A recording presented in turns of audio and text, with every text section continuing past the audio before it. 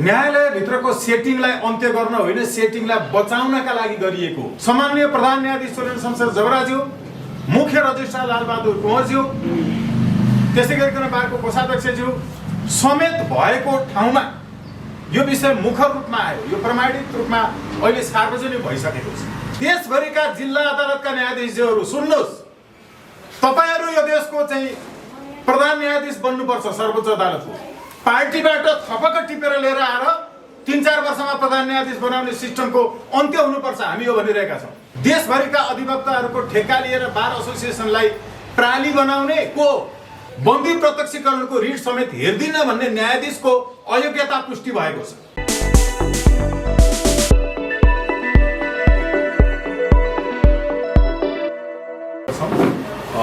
इमानदारीपूर्वक नै भन्दाखेरि आधी घण्टाको समय पनि थिएन हामीले जानकारी गराएको। यसका लागि हामी साथीहरूसँग क्षमा पनि माग्छौँ, किनकि हामीले आधी घण्टाको पनि समय नदिइकन पत्रकार सम्मेलनको बारेमा यहाँहरूलाई सूचना गरेका थियौँ। तर पनि हामी यहाँहरूको सदाशयताप्रति आभार व्यक्त गर्छौँ। मुख्य कुरा अहिले सर्वोच्च अदालतभित्र भइरहेको जो आन्दोलन छ, बार एसोसिएसनले गरेको आन्दोलनको घोषणाको जो कार्यक्रम छ, त्यो कार्यक्रमलाई काउन्टर दिनका लागि हामीले उहाँहरूले 5 दिने अल्टिमेटम दिनुभयो भनेर हामीले 3 दिने अल्टिमेटम दिएका होइनौँ। हामीले 2077 सालको साउन 17 गते संसद सचिवालयमा त्यो मितिको 1 नम्बर दर्ता नम्बर रहेको यहाँले हेर्न सक्नुहुन्छ। सर्वोच्च अदालतभित्र भएका गलत क्रियाकलापहरूको बारेमा संसदलाई जानकारी गराएका छौँ। त्यो पत्र दर्ता छ। सोही मितिमा सबै संसदीय दलको सिंहदरबारभित्र रहेको कार्यालयमा सोही मितिमा दर्ता किताब गरेर हेर्नुभयो हुन्छ, हामीले दर्ता गराएका छौँ। 77 सालमै कसैले ध्यान दिएनन् त्यो बेला। तर अहिले जुन ढङ्गले बार एसोसिएसन समेतले सङ्घर्षको कार्यक्रमहरू गरेको छ, यो कार्यक्रम न्यायालयभित्रको सेटिङलाई अन्त्य गर्न होइन, सेटिङलाई बचाउनका लागि गरिएको। सेटिङ बचाउन, सेटिङ टुट्ने भयो भनेर यसको प्रमाण छ हामीसँग। सप्रमाण हामी वकिलहरू हौँ। स्वतन्त्र राष्ट्रिय कानुन व्यवसाय अभियानले प्रमाणसहित कुरा गरिरहेको छ। साथीहरू, नेपाल बार एसोसिएसनको अध्यक्ष, महासचिव, कोषाध्यक्ष खास गरिकन रुद्र पोखरेलज्यूले बडा स्ट्रङली कन्डेम गर्नु भएको छ। अहिले यो बार एसोसिएसनले गरेको कार्यक्रमको उहाँ स्वयंले विरोध गर्नुभएको छ। कोषाध्यक्षज्यूले उहाँले प्रमाणसहित राख्नु भएको छ। अहिले तथ्य स्थापित छ कि सेटिङलाई जोगाउनका लागि यो आन्दोलन भन्ने नामको नाटक गरिएको छ। न्यायालयको सुधारको पक्षमा यो देशमा सबैभन्दा पहिला बोल्ने मान्छेहरू हामी हौँ। मुखले मात्रै होइन, संसद सचिवालयमा दर्ता गरेका छौँ, सबै दलको संसदीय दलको कार्यालयमा दर्ता गरेका छौँ।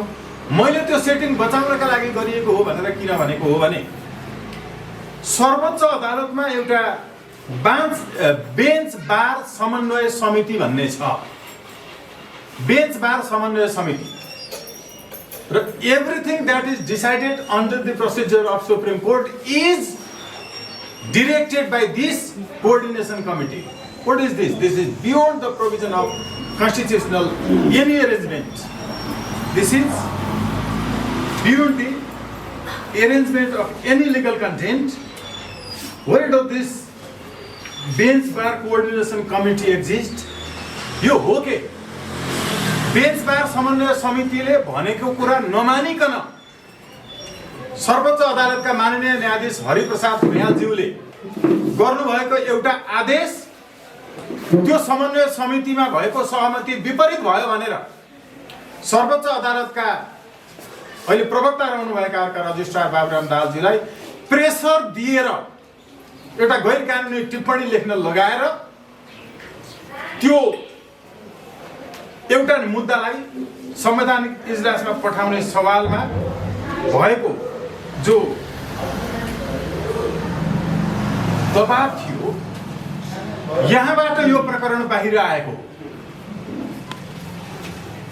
यो exact fit in quotation of the treasurer of central bar Rudra Pokharel. Rudra Pokharel ज्यूसँग हाम्रो यो विषयमा सहमति छ, उहाँको अभिव्यक्ति। अहिले राष्ट्रिय सञ्चार माध्यमहरूमा पनि बार एसोसिएसनकै केन्द्रीय कोषाध्यक्ष ज्यूले नेपाल बारको पनि अरू सर्वोच्च बारका साथीहरूले यो कुरा बताइरहनु भएको छ। यो बेन्च बार समन्वय समिति भनेकै दलालीगिरीको, सौदागिरीको, सेटिङको जिम्मेवारी पाएको उहाँहरूले घोषित गरेको कमिटी हो। यस्तो कमिटी हुन्छ जो संविधानमा छैन, जो न्याय परिषद ऐनमा छैन, जो न्याय प्रशासन ऐनमा छैन, जो सर्वोच्च अदालतको नियमावलीमा छैन। त्यो कमिटी हामीले खुलेर भन्नुपर्छ। सेटिङ भनेको को हो, सेटिङ बचाउनेहरूको को हुन्? यो समन्वय समितिका मान्छेहरू। यसमा नेपाल बारका पूर्व अध्यक्षहरू छन्। उनीहरूको सेटिङ बमोजिमको त्यो एउटा आदेश नभएको र सेटिङको विरुद्धमा माननीय न्यायाधीश हरिप्रसाद भुइँयालज्यूले गर्नुभएको आदेश जो थियो, त्यो आदेश पछि मात्रै सेटिङको कुरा बाहिर आयो। यो एउटा आदेशका सवालमा चाहिँ माननीय हरिप्रसाद भुइँयालज्यूलाई हामी सम्मान व्यक्त गर्न चाहन्छौँ, सलाम गर्न चाहन्छौँ। उहाँले त्यो आदेश दिने जुन हिम्मत गर्नुभयो नि सेटिङ कमिटीको विरुद्धमा, त्यसपछि बाहिर आयो। त्यसपछि योभन्दा अगाडिको कार्तिक 15 गतिको बैठकमा स्पष्ट रूपमा सम्माननीय प्रधान न्यायाधीश सुरेन्द्र शमशेर जबराज्यू, मुख्य रजिस्ट्रार लालबहादुर कुँवरज्यू, त्यसै गरिकन बारको कोषाध्यक्षज्यू समेत भएको ठाउँमा यो विषय मुखर रूपमा आयो। यो प्रमाणित रूपमा अहिले सार्वजनिक भइसकेको छ।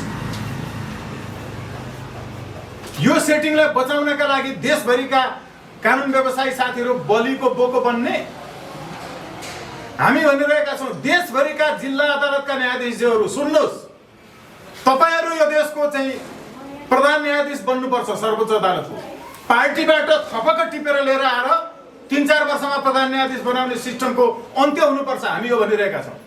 देशभरिका जिल्ला न्यायाधीशहरू हामीले जे आवाज उठाइरहेका छौँ यसमा साथ दिनु भएन भने तपाईहरू आफ्नो करियरलाई आफै माया गरिरहनु भएको छैन। हामी माननीय न्यायाधीशहरूप्रति विनम्रतापूर्वक यो सन्देश प्रसारित गर्न चाहन्छौँ। देशभरिका उच्च अदालतका न्यायाधीशहरू तपाईहरू हो आउने सम्मानित सर्वोच्च अदालतको प्रधान न्यायाधीश बनेर देशलाई हाँक्नका लागि जीवनभरि पार्टीको गुण्डागर्दी गर्ने, जीवनभरि पार्टीका लागि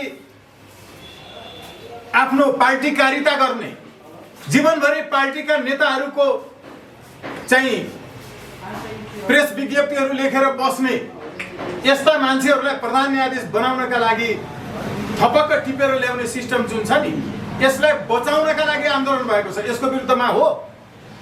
सदीक्षा वास्तोलाले आफ्नो दाजुको हत्या भएकोमा जाहेरी दरखास्त दिन खोज्दा जाहेरी दरखास्त नलिने प्रहरी प्रशासन न्याय संरचना त्यही भित्रको, जसलाई कानुन मन्त्री आफू न्याय परिषदमा पनि सदस्य हुन्छन्, उनी गृहमन्त्री लगायतको आदेश बिना जाहेरी दरखास्त पनि दर्ता नगर्ने अनि सदस्यहरूले आन्दोलन गरेर मात्रै जाहेरी दरखास्त दर्ता हुनुपर्ने। त्यो बर्दिवासमा हाम्रो नेउपानेजी चाहिँ बलात्कारपछि हत्या भएको चेलीको चाहिँ जाहेरी दरखास्त बुझ भन्दाखेरि गोली लागेर मरेपछि मात्रै जाहेरी दरखास्त बुझ्नुपर्ने। निर्मलाका हत्याराहरूको सवालमा प्रभावकारी आन्दोलन चाहिँ त्वरित रूपमा, ऱ्यापिड भन्छ इङ्ग्लिसमा, संस्कृतमा त्वरित भन्छ, एकदम बडा एकदम इन्स्ट्यान्ट तपाईको चाहिँ इम्प्रेसिभ टाइपको चाहिँ अर्डरहरू गर्ने यो व्यवस्था होस् भन्नका लागि हो अहिले भइरहेको। पार्टीका मान्छेहरू प्रधान न्यायाधीश बन्नुहुन्न भन्ने आन्दोलन हो यो। यो आन्दोलन के हो? केवल ती मान्छेहरू जो हिजो पार्टीका सल्लाहकारहरू थिए, ती मान्छेहरू जो हिजो पार्टीका तर्फबाट उम्मेदवार थिए संसदमा अनि चुनाव हारेका थिए, ती मान्छेहरू 4 जना मान्छेहरू देशभरिका अधिवक्ताहरूको ठेक्का लिएर बार एसोसिएसनलाई प्राली बनाउने को जीवनभरि सारा तर्फबाट चाहिँ तस्करीमा संलग्नहरूलाई बचाउँदै बचाउँदै आफै तस्करीमा संलग्न भएर सार्वजनिक जग्गाहरू पनि आफ्नो नाममा पार्ने वरिष्ठ जीवहरू नै प्रधान न्यायाधीश बन्नका लागि अहिले जाने बाटो बन्द हुन लाग्यो कि मेरो पालो ढिलो आउन लाग्यो कि यस कारणले भइरहेको छ आन्दोलन। तर हामी भनिरहेका छौँ न्यायपालिकाभित्रको सुधारको पक्षमा हामी छौँ, स्वतन्त्र राष्ट्रिय कानुन व्यवसायीहरू छौँ। उहाँहरू पुरानै संसदीय व्यवस्था अन्तर्गत न्यायाधीशहरूलाई सांसदहरू जसको कुनै योग्यता छैन, उनीहरूले न्यायाधीशलाई संसदीय सुनवाईमा लिएर फर्काएर अनि योग्य ठानेर अनि न्यायाधीश बनाउने यो व्यवस्थाको अन्त्य हुनुपर्छ। हामीले भनिरहेका छौँ कि न्यायपालिकाभित्र न्यायपालिकाले गरेको आदेशहरू, निर्देशहरू, फैसलाहरू कार्यान्वयन नभएको अवस्थामा यी फैसलाहरू 11 वर्ष अगाडि हामीले नै दायर गरेको जनताले गलत उम्मेदवारलाई बहिष्कार गर्न पाउने अधिकार, right to reject, right to recall लगायतका सन्दर्भमा सर्वोच्चले गरेका निर्देशनात्मक आदेशहरू कार्यान्वयन गर भनेर यो आन्दोलन भएको हो।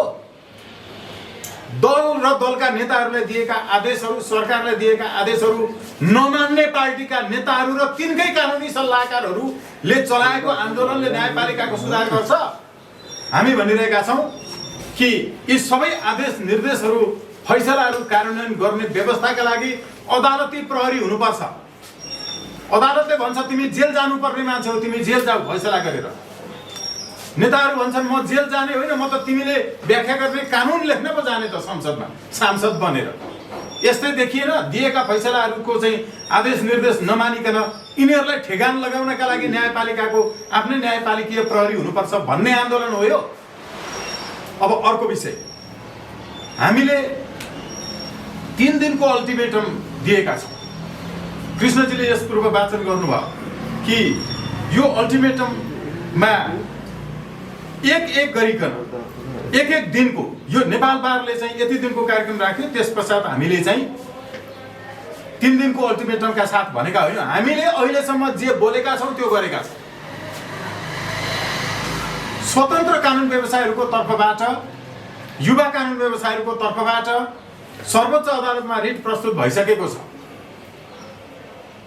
बन्दी प्रत्यक्षीकरणको समेत रिट नहेर्ने न्यायाधीशहरू मानवता विरुद्धका अपराधीहरू हुन्, किनकि अन्तर्राष्ट्रिय कानुनले यसै भन्छ।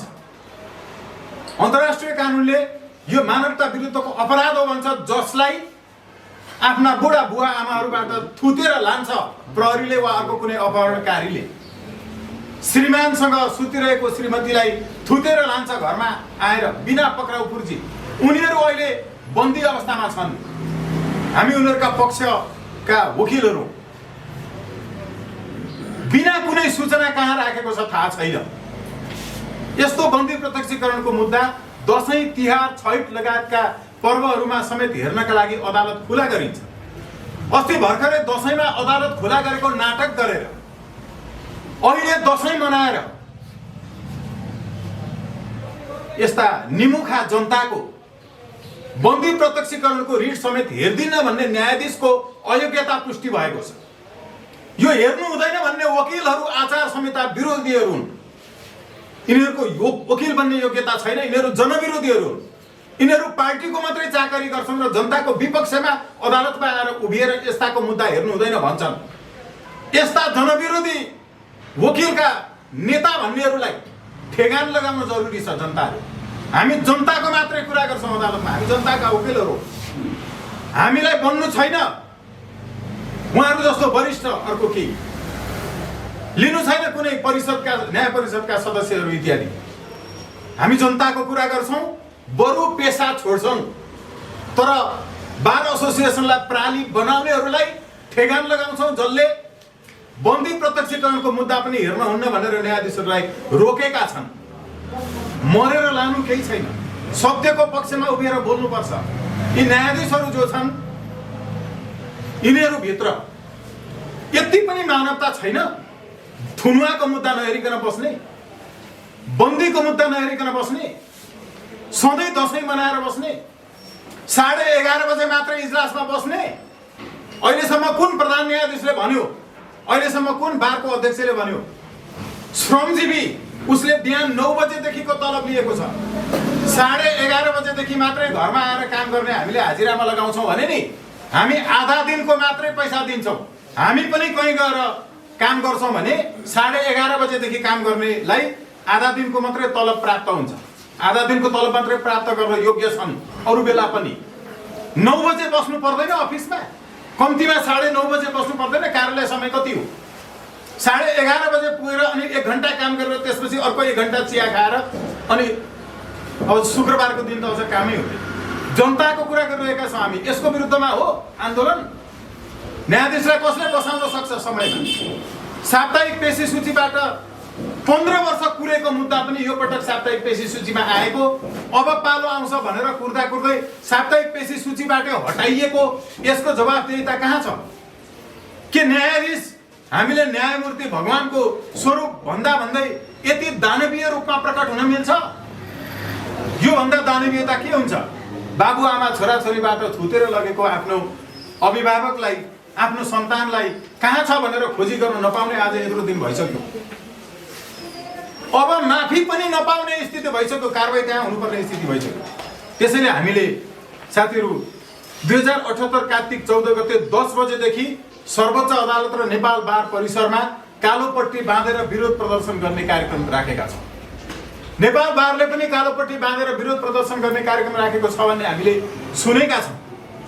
त्यहाँ बाध्य गराइँदैछ भन्ने सुनेका छौँ। हामीसँगै निवेदन लिएर गएको बार एसोसिएसनबाट दबाब आएर अनि अर्को एउटा रिट लिएर जानुभएको साथीलाई त्यही भित्रबाट घोक्रे ठ्याक लगाएर निवेदन फिर्ता लगाइएको पनि सूचना आएको छ। अहिले यसरी बन्दीको मुद्दा नहेर्ने साथीलाई उहाँले हामीसँग दुःख प्रकट गर्नुभयो। हामीले उहाँप्रति दया बाहेक केही गर्न सकेनौँ। हिम्मत नहुनेहरूलाई सहयोग गरेर पनि केही फाइदा छैन। तर यो उहाँहरूले पनि कालोपट्टी बाँधेर विरोध जनाउने कार्यक्रम राख्नु भएको छ। हामी पनि प्ले कार्ड इत्यादि सहित कालोपट्टी नै बाँधेर प्रदर्शन गर्छौँ। तिनको प्राली होइन नेपाल बार र हाम्रो देशभरिका कानुन व्यवसायी साथीहरू जो यो सेटिङको कमिटीमा छन्। मैले अघि नै भने सेटिङको कमिटीमा को छन् भनेर त्यो कसरी गठन भएको छ जो कहीँ संवैधानिक चाहिँ तपाईँको लिटरेचरहरूमा देखिँदैन। यसै गरिकन हामी त्यो दिन त्यहाँ होला। को साथीहरू यही पुरानो दलाली न्यायालयीय संरचनाको नै निरन्तरताका लागि नेपाल बारको आयोजनामा उद्घोषणमा भएको तर्फबाट कालोपट्टी बाँध्नुहुन्छ र को चाहिँ साँच्चैको न्यायालयको सुधार गर्नका लागि पार्टीका क्याडरहरूलाई लिएर आएर न्यायाधीश नबनाउने व्यवस्था अब सुरु गर्नका लागि कसले कालोपट्टी बाँधेको त्यहाँ छुट्टिनेछ। उहाँहरूले सोध्नु होला कि तपाईँले के का लागि कालोपट्टी बाँधेको? विरोधको दुरुपयोग भएको छ नेपाल बारबाट। विरोधको दर्शनको दुरुपयोग भएको छ। पुरानै व्यवस्थाको निरन्तरताका लागि, मैले खान पाइरहनुपर्छ भन्नका लागि, मैले चाँडो खान पाइनँ भन्नका लागि पनि आन्दोलन हुन्छ, सङ्घर्ष हुन्छ कि साँच्चै सुधारका लागि हुन्छ? हामी यो पक्षमा छौँ। त्यसैले यो मैले बताएँ साथीहरूलाई 14 गतेको कार्यक्रम। 15 गते हामी विरोधको कार्यक्रम कायमै राख्दै सर्वोच्च अदालतका सबै न्यायाधीशहरूका लागि ज्ञापन पत्र र सुधारको लागि चाहिँ प्रस्ताव पत्र प्रदान गर्ने कार्यक्रम राखेका छौँ हामीले। तर कालोपट्टी बाँध्ने कार्यक्रम पनि जारी नै रहेको हुन्छ 15 गते पनि। तर त्यो दिन हामी सबै न्यायाधीशहरू र सर्वोच्च प्रशासन समेतका लागि न्यायालयीय सुधारका चाहिँ प्रस्ताव पत्र हामी प्रस्तुत गर्नेछौँ, जसलाई हामीले स्वतन्त्र राष्ट्रिय कानुन व्यवसाय अभियानको स्थापना दिवसको दिन यो अनामनगरको हनुमान थानमा भएको मधेस बाणी पत्रिकाको सभा हलमा पत्रकार सम्मेलन गरेर आजभन्दा 3 वर्ष अगाडि सार्वजनिक गरेका थियौँ। त्यो अहिले पनि रेकर्डेड छ। हामीले त्यो बेला पनि दर्ता गराएका थियौँ। हामी पुनः स्मरण गराउन चाहन्छौँ न्यायालयभित्रको सुधार कसरी हुन्छ भन्ने कुरा। र अर्को, कार्तिक 16 गतेसम्म बन्दी र थुनुवाका मुद्दाहरू हेर्न थालिएन भने, श्रीमानहरूबाट हेर्न थालिएन भने यसबाट जनतामा अदालतप्रति अनास्था सिर्जना गरेको पुष्टि हुनेछ। श्रीमानहरूबाटै जनतामा बन्दी प्रत्यक्षीकरणको पनि मुद्दा नहेर्ने, मुलाहिजा गर्नेहरूको समूह जो न्यायाधीशको रूपमा हुनुहुन्छ भनेर बुझ्यो भने हामीले के भन्ने? यो अनास्था सिर्जना भएको हो भनेर ठान्ने। त्यसैले जनतामा अदालतप्रतिको अनास्था सिर्जना गर्ने, यो संविधानले दिएको दायित्व पुरा नगरिकन मुद्दा नहेरिकन बस्ने, त्यत्तिकै तलब बुझ्ने, यो बीचको जति दिन उहाँहरूले मुद्दा हेर्नु भएको छैन तलब फिर्ता गर्नुपर्छ।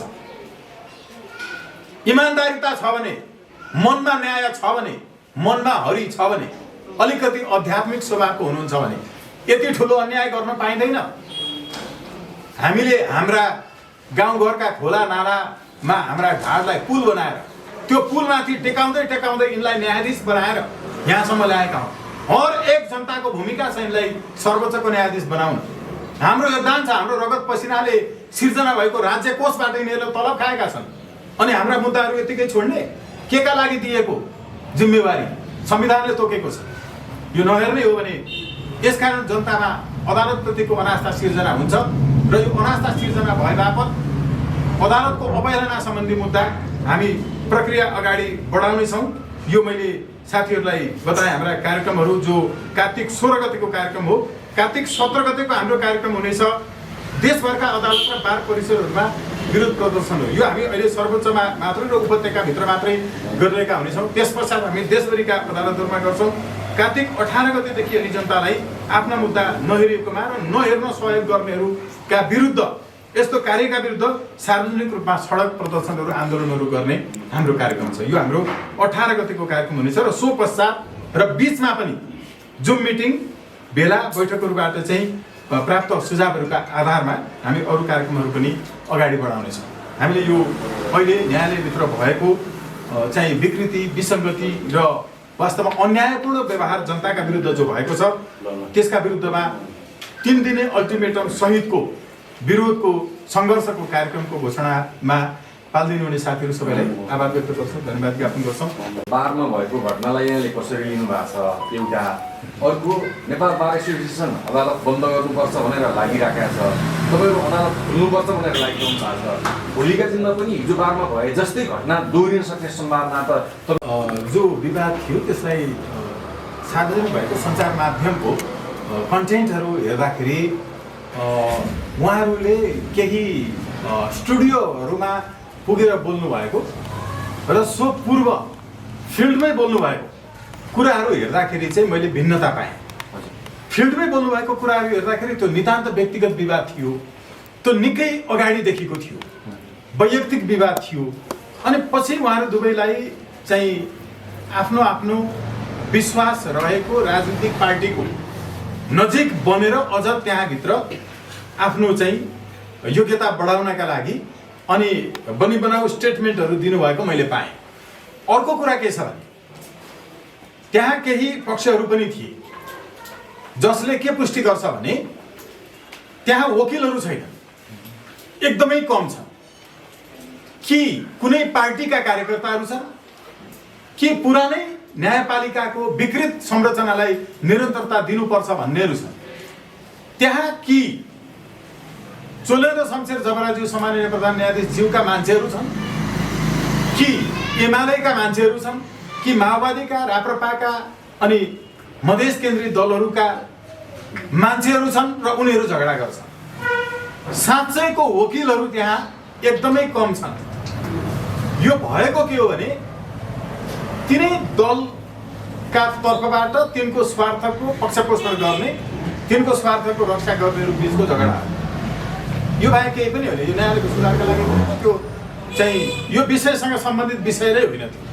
हामीले त्यहाँभित्रको झगडाहरूलाई अहिले यो भइरहेको जो ओभरअलमा यहाँ यो बार भर्सेस चाहिँ तपाईँको सर्वोच्च अदालत पनि होइन, प्रधान न्यायाधीश विरुद्ध भर्सेस नेपाल बारको एउटा पंक्ति छ अनि अरू 15 जना न्यायाधीशज्यू भर्सेस नेपाल बारकै अर्को एउटा ग्रुप छ अनि नेपाल बार भर्सेसै नेपाल बार भर्सेस त्यहाँभित्रको कमिटीका केही साथीहरू हुनुहुन्छ। मैले अघि नै बताएँ कि नेपाल बारको केन्द्रीय पदाधिकारीहरूले नै स्पष्ट रूपमा यो सेटिङ कमिटी भङ्ग हुनुपर्छ भनेर बोल्नु भएको छ। उहाँहरूले असंवैधानिक ढङ्गबाट न्यायपालिका भित्रको अर्को कुनै विकल्प सोचिनु हुँदैन भन्नुभएको छ। औपचारिक रूपमै आएको छ, पूर्व न्यायाधीशहरूबाट आएको छ र पूर्व बार अध्यक्षज्यूहरू समेतबाट आएको छ। त्यसो भएको हुनाले यो अहिले हामीले यसलाई चाहिँ सर्वोच्च भर्सेस वकिलहरू यस्तो होइन, सर्वोच्च भर्सेस बार यस्तो होइन। यो हो के भने यी दुवैहरू एउटै खेलमा छन्। हामी हिजो रञ्जन कोइरालाको सवालमा हाम्रो विश्लेषण हो कि चित्तले देखेको चाहिँ प्रावधान जो त्यति बेलाको 188 मूल्य ऐनको थियो लाई प्रयोग गर्ने त्यो मुद्दा होइन हामीले भनेका थियौँ। त्यो सवालमा हामीले चित्त बुझ्न हामीले सबभन्दा बढी विरोध गरेका हौँ। तर आज सर्वोच्च अदालतको प्रधान न्यायाधीश मात्र होइन अरू न्यायाधीशलाई पनि कानुन र संविधानले तोके भन्दा फरक ढङ्गले राजीनामा माग्ने जो प्रवृत्ति यो देखिएको छ राजनीति, यो राजनीतिको हामी विरुद्धमा किन छ? जहिले पनि राजीनामा दिएर मान्छेलाई खुला छोड्ने, राजीनामा दिएपछि अनि टेलिफोनमा भ्रष्टाचारको डिलिङ गरिरहेको मन्त्री पनि छुट पाएर बस्ने, राजीनामा दिएका अहिलेसम्मका मन्त्री प्रधानमन्त्री सबै जो जतिले दिए ती सबैलाई कसैलाई अहिलेसम्म सजाय भयो। यो व्यवस्थाको विशेषता यही राजीनामा होइन सजाय गर्ने व्यवस्था छ। सजायतर्फ जानुपर्छ। त्यो बरु 1 महिना ढिलो होस्, त्यो बरु अहिले तत्कालका लागि कसैलाई चित्त नबुझोस्। आज हुनुहुने जो अरू माननीय न्यायाधीशहरू हुनुहुन्छ उहाँहरू भोलि प्रधान न्यायाधीश हुँदा पनि बाहिरबाट राजीनामा मागेर हट्नुपर्छ भनियो भने 1 नम्बरमा विरोधमा हामी उभिनेछौँ। कृपया संवेदनशीलतापूर्वक सचेततापूर्वक हाम्रो कुरा सुनिदिनु होला। सर्वोच्च अदालतका माननीय न्यायाधीशहरू वरिष्ठज्यूहरू सुनिदिनु होला।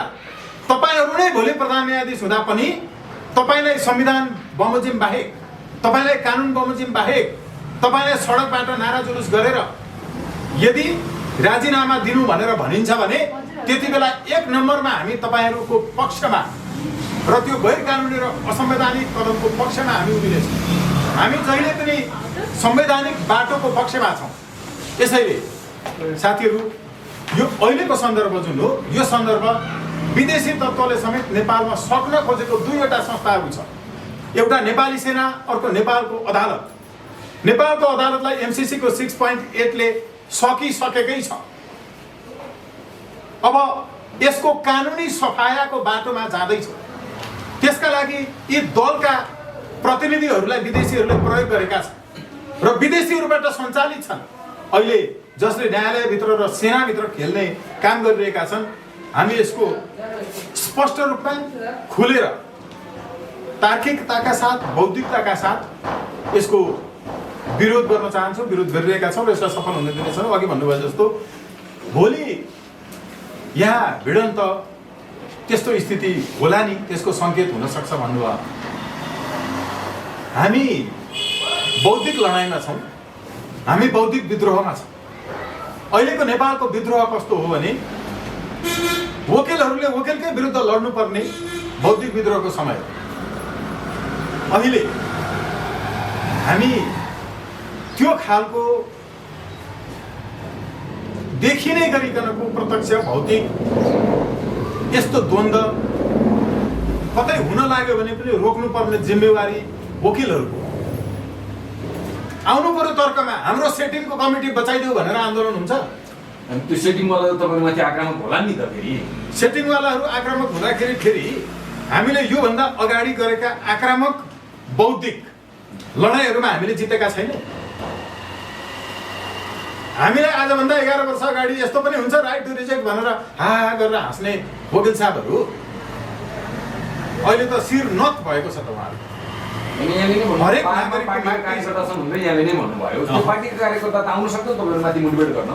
पार्टीका कार्यकर्ताहरू जो सर्वोच्च अदालतभित्र वकिल र न्यायाधीशको रूपमा छन् उनीहरू सुरक्षाकै कुरा गर्ने हो भने सुरक्षाकर्मी नलिकन हिँड्न सक्दैन। उनीहरू वकिलहरू नै पनि बुलेट प्रुफ गाडी नचढी हिँड्न सक्दैन। तर हामी छाती फुलाएर पुतली सडकमा एक्लै हिँड्न सक्छौँ। हामी जनताको कुरा गरिरहेका छौँ। जनता नै उत्रिनु पर्दा चाहिँ देशभरिको बन्दी प्रत्यक्षीकरणको मुद्दा समेत हेर्नुहुन्न। मेरो सेटिङ चल्नुपर्छ, म चाहिँ तिमीहरूलाई भाग पुर्याउने पार्टीको चाहिँ प्रतिनिधि वकिल हो, त्यसकारण मेरो कुरा हुनुपर्छ भन्ने वकिलका विरुद्ध जनता उठ्दैन। जनता त स्वतन्त्र वकिलहरूको पक्षमा छन्, जनता त न्याय पाउनुपर्छ भन्ने पक्षमा छन्। त्यसो भएको हुनाले यहाँ कोही कहिल्यै कहीँ पनि एक्लै सुरक्षित छैन। हाम्रो नेपाल प्रहरीले त्यसमा पनि सशस्त्र प्रहरी को प्रमुख पनि मर्निङ वाकमा जाँदा मानिएको देश हो नि, अनि स्वागत नेपाल सुरक्षित हुन्छ र? अनि अरू कोही वरिष्ठज्यूहरू सुरक्षित हुनुहुन्छ र? यहाँ सर्वोच्चकै मानिन्ज्यूहरू पनि दुःखपूर्वक भन्नुपर्छ, सुरक्षित नरहेको देश हो नि। त्यसकारण हामी त किन मारिएको थियो भन्ने पत्ता नलागिकन मारिनेमा पर्दैनौँ। मारियौँ भने हामी त जनताको लागि बोल्दा बोल्दै बन्दीका मुद्दा पनि नहेर्नेहरूले मारे भन्ने प्रमाणित हुने गरिकन मारिनेछौँ मारियौँ भने। तर यिनीहरूको करतुत, यिनीहरूको तस्करी, यिनीहरूको भागबण्डा यो सार्वजनिक नहुने गरिकन जो मारिएपछि किन मारियो सार्वजनिक हुँदैन नि। हो,